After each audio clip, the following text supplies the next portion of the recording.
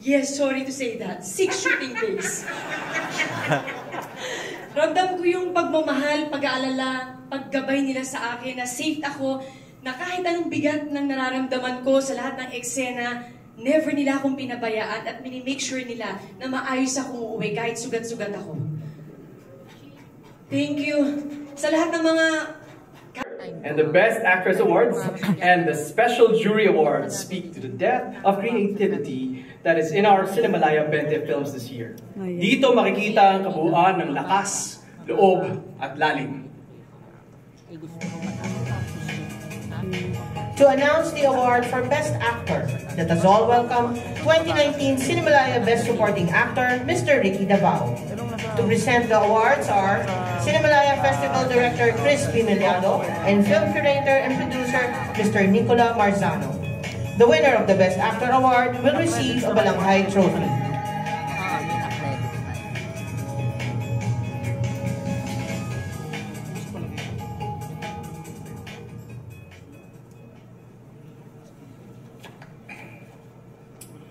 Cinemalaya Citation Full-Length Feature Film, Best Performance of an Actor. For a sensitive and very convincing portrayal of a boy who refuses to be silent and to be silenced about his abuse.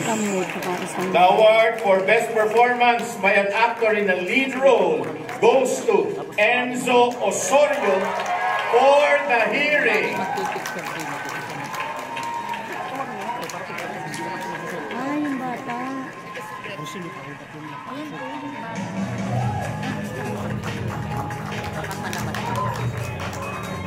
Ano master? Silip na tayo?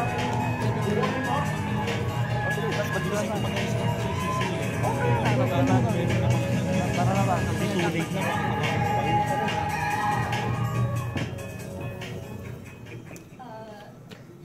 Nahihiyak po ako, sir. Nagpapasalamat po ako kay Lord. Nagpapasalamat ako sa pamilya ko na sumuporta sa akin. Nagpapasalamat ako sa dahilan kung bakit ako nandito, si Mama Beth at si Direk Lo. Hinintay po talaga ako ni Direk Lo. Tapos na yung audition. At nagpapasalamat ako sa tumulong sa akin on shoot. Habang pressured na pressured po ako. Si Mama Maylin, tinulungan niya po akong mag-at ease, and nagpapasalamat po ako sa lahat na sumuporta sa akin at kung bakit ako nakakayo ngayon dito. Thank you po.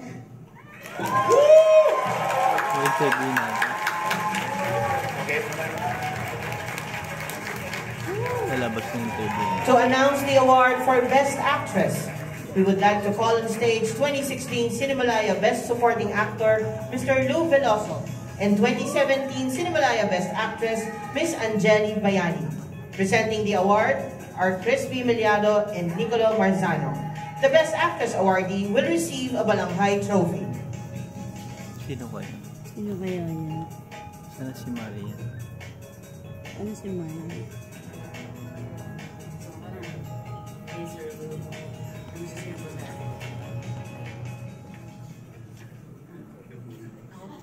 Angeli ba? Sinoy. Cinemalaya Citation Full-Length Feature Film, Best Performance of an Actress. For her spirited portrayal of public school teacher, using light and means to protect the sanctity of the ballot. And for her sensitive and very sweet portrayal of a young woman navigating the cultural complexities of a foreign funeral while coming to terms with personal loss and family grief. The award for Best Performance of an Actress in a Lead Role is shared by Marian Rivera and Gabby Padilla for Automatic.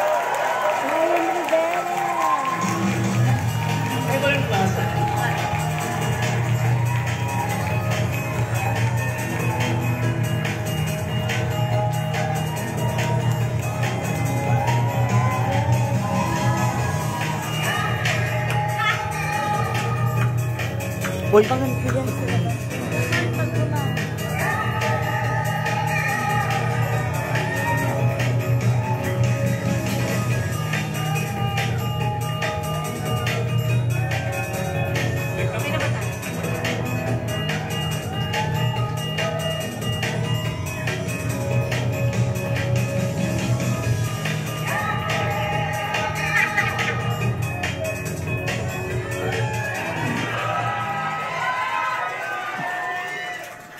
Sorry, nanginginig ako.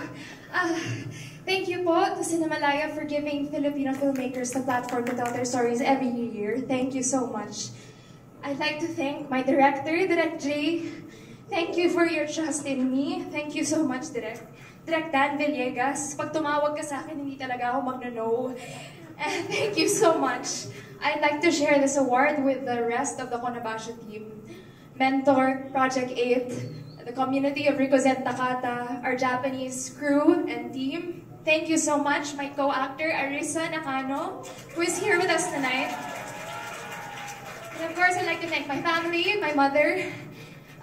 This film is about the loss of a father, and I would like to share this with my own. He's the reason that I am here tonight. He has taught me to make believe and to tell stories. So I'd like to share this award with him. Wherever he is, I hope he sees this and I hope he is happy. Thank you po. Thank you so much.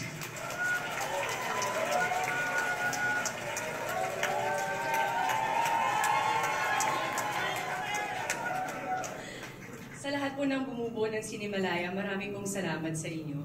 To my GMA family, thank you. Direk Kip, umpisa pa lang ng shooting natin, ramdam ko ang 100% na pagtitiwala mo sa kakayaan ko kung paano ko i-arte si Teacher Emmy. So thank you, Direk Kip. Sa lahat ng staff and crew, sa loob ng 6 na shooting days, ramdam ko yung pag-aalala. Yes, sorry to say that. 6 shooting days. Ramdam ko yung pagmamahal, pag-aalala, paggabay nila sa akin na safe ako, na kahit anong bigat ng nararamdaman ko sa lahat ng eksena, never nila akong pinabayaan at minimake sure nila na maayos akong uuwi kahit sugat-sugat ako. Thank you. Sa lahat ng mga cast na kasama ko dito, napakahuhusay ninyo. At syempre, di matatapos ang pasasalamat na to kung hindi dahil din sa asawa ko. Thank you, Dad. Kwento ko lang ng short. Sabi ko sa kanya, mahal, may offer sa akin sa Cinemalaya.